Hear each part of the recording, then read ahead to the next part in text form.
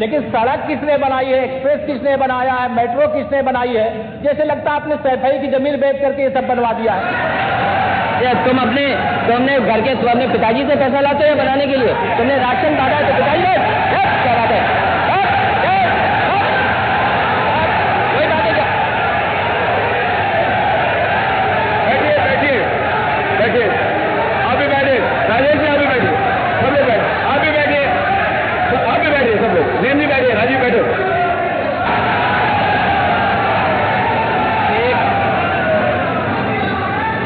एक घंटे से अधिक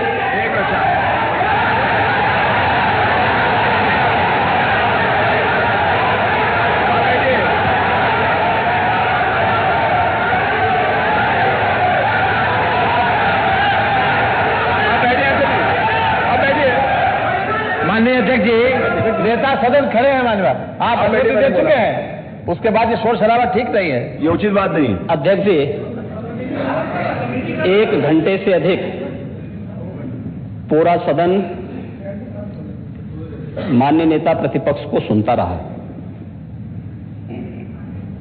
बड़ी शालीनता के साथ उन्होंने अपनी बात कही।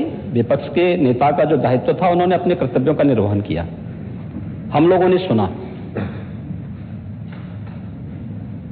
इस सदन में और सरकार के उप मुख्यमंत्री अपनी बात को रख रहे हैं, बीच में रनिंग कमेंट्री का मतलब क्या है? और दूसरा,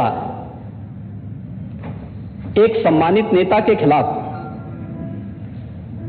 असभ्य शब्दों का प्रयोग हो, तो शब्द का प्रयोग हो, तो ठीक नहीं है। और मैं बड़ी विनम्रता से कहूंगा नेता प्रतिपक्ष को कि आपको इतना उत्तेजित नहीं होना चाहिए। देखिए, सफाई की बात नहीं कर रहा हूं मैं, सवाल सफाई का नहीं है। देखिए, हम लोग भी जो विकास कार्य करा रहे हैं, या आपकी सरकार के समय जो विकास कार्य हुए होंगे, ये हमारी ड्यूटी थी। सरकार होती है और हर सरकार को अपनी उपलब्धि को कहने का अधिकार है। माननीय उप मुख्यमंत्री जी ने बिल्कुल सही कहा कि विकास, आपने कहा, आप विकास की जब चर्चा हुई तो उन्होंने जो बातें कही बिल्कुल ठीक ढंग से की थी। आपके यहां के दूसरे नेता या जब माननीय उप मुख्यमंत्री का यहां पर भाषण संपन्न होता, उसके बाद अपनी बात आप लोग कह सकते थे। लेकिन देखिए, मैं कल भी देख रहा था, कल माननीय वित्त मंत्री जब यहां पे जवाब देने के लिए खड़े हुए, उन पर जिस तरीके की भाषा का प्रयोग उस समय किया गया, आज फिर हम देख रहे हैं। देखिए, लोकतंत्र में हर सदस्य को सदन में अपनी बात रखने का पूरा अधिकार है, और अगर आप कहेंगे तो कैसे इस बात की अपेक्षा रखते हैं कि इस पार से उसका जवाब नहीं मिलेगा? पूरे 1 घंटे से अधिक समय तक पूरा सदन और खासतौर पर सत्ता पक्ष से जुड़े हुए सभी मान्य सदस्यों ने आपकी बात को बहुत ध्यान से सुना। देखिए, सहमत होना ना होना अपना विषय है, नहीं, सवाल दूसरा नहीं। देखिए, सफाई भी इसी प्रदेश का हिस्सा। अध्यक्ष महोदय, सवाल ये नहीं है, मैं सुनने को तैयार हूं। अच्छा, मुख्यमंत्री बोल रहे हैं, सफाई भी तो इसी प्रदेश का हिस्सा है। नहीं, सफाई, देखिए, भाषा आप उसको बाद में बोल सकते हैं।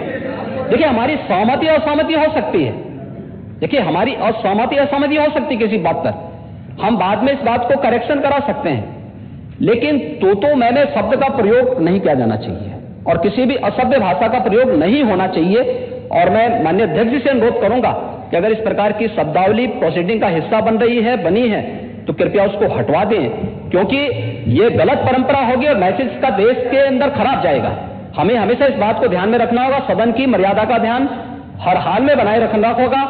दूसरा, जब एक सदस्य बोल रहा हो तो सदस्य के बीच, और खासतौर पर उप मुख्यमंत्री बोल रहे हो, तो बीच में रनिंग कमेंट्री करना, बीच में धमकी देना, ये चीजें ठीक नहीं है। और मुझे लगता है सदन की मर्यादाएं इससे आहत होती हैं, कोई भी इसको नहीं स्वीकार करेगा। और मैं विनम्रता से कहूंगा माननीय नेता प्रतिपक्ष को, उनका सम्मान है, वे सबसे बड़े विपक्षी दल के नेता हैं, और मुझे लगता है कि इस मर्यादा की अपेक्षा केवल सत्ता पक्ष से ही न करें, विपक्ष भी उस मर्यादा का पालन करेगा।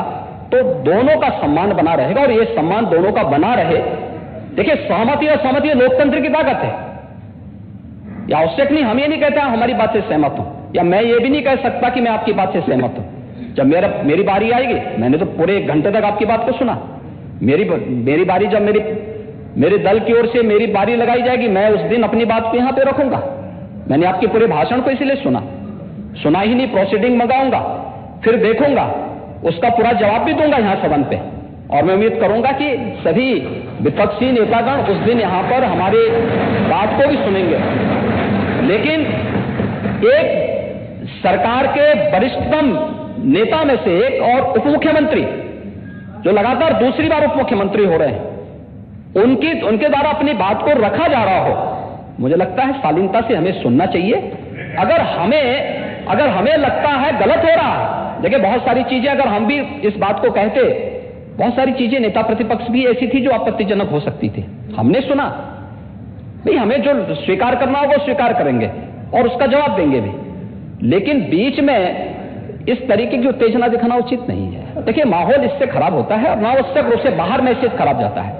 हमारे बारे में टिप्पणियां होती हैं, सदन के बारे में टिप्पणी होती है, हर एक सदस्य की मर्यादा भंग होती है, और सदस्य की इसका सम्मान बाहर तार तार होता है, पब्लिक में इसका मैसेज खराब होता है, और इस प्रकार की शब्दावली का प्रयोग न हो। और अगर ये तो शब्द का प्रयोग हुआ है, तो मैं आपसे अनुरोध करूंगा कि कृपया इसको सदन की प्रोसीडिंग का हिस्सा कतई न बनाने दिया जाए, क्योंकि ये आने वाले समय में नजीर बनेगा। फिर यही होगा जो इससे पहले इस सदन में होता रहा है, उस चीज को हर हाल में रोकना होगा।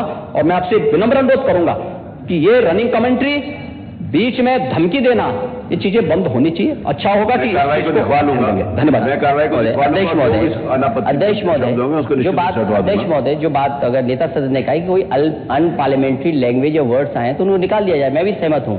लेकिन मेरा अध्यक्ष महोदय वही निवेदन ये भी है कि किसी को पर्सनल नहीं कहा जाना चाहिए। सैफई, आपको बहुत ज्यादा सैफई की जमीन बेच करके हम और आप लोग को जनता हमें मौका देती है अपना बजट खर्च करने के लिए, आपको और हमें मौका मिलता है। मंत्री जी ने कहा ना कि कोई भी वो सरकारी पैसे से होता है। मेरा यही निवेदन है नेता संसद से, बहुत अच्छी तरीके से इस तरह की बात नहीं आया कि जमीन बेच करके कर दिया जाए। माननीय केवल मैंने ये कहा था कि जो आपके जिले के लिए जो 4 लेन बनी थी वो किसने बनाई थी? माननीय उप मुख्यमंत्री जी। क्या बात थी? माननीय सब लोग ध्यान दें, सब लोग बीच में माननीय अध्यक्ष महोदय, बीच में जो भी अनुपस्थित, मैंने कहा जो कुछ भी हो। अध्यक्ष महोदय, मैं बीच में जब मैंने अपना भाषण कर रहा था, उसमें नेता प्रतिपक्ष खड़े होकर के क्या कहे, शोर शराबे में बात सुन नहीं पाया। लेकिन जो मेरे कहने का एकमात्र तात्पर्य है कि उत्तर प्रदेश की जनता की सेवा के लिए जनता ने आपको नकार दिया है और भारतीय जनता पार्टी को लगातार स्वीकार किया। आपको ये 5 साल सत्ता में नहीं रहे, आगे 5 साल के लिए फिर विदा हो चुके हैं। 2027 में चुनाव आएगा, मैं तो यह मानता हूं कि फिर कमल खिलेगा, फिर आपका अभी कोई भविष्य इस समय नहीं है। लेकिन सड़क किसने बनाई है, एक्सप्रेस किसने बनाया है, मेट्रो किसने बनाई है, जैसे लगता है आपने सैफई की जमीन बेच करके ये सब बनवा दिया है।